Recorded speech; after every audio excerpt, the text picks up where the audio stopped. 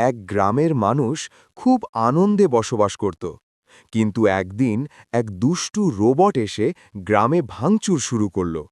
সবাই খুব ভয় পেয়ে গেল। ঠিক তখন হঠাৎ মাটি কেঁপে উঠল, আর আকাশ থেকে এক বিশাল সবুজ সুপারহিরো লাফিয়ে নামল। তার নাম ছিল হাল্ক। হাল্ক খুব শক্তিশালী ছিল, কিন্তু তার মন ছিল খুব দয়ালু। রোবট যখন আবার ঘর ভাঙতে যাচ্ছিল, হাল্ক জোরে বলল, আমার বন্ধুদের ক্ষতি করো না। তারপর সে এক লাফে রোবটটাকে ধরে অনেক দূরে ছুঁড়ে ফেলল। রোবট ভয় পেয়ে পালিয়ে গেল। গ্রামবাসীরা খুব খুশি হয়ে হাল্ককে ধন্যবাদ দিল। হাল্ক সবাইকে বলল, শক্তি দিয়ে মানুষকে সাহায্য করতে হয়, খারাপ কাজে নয়।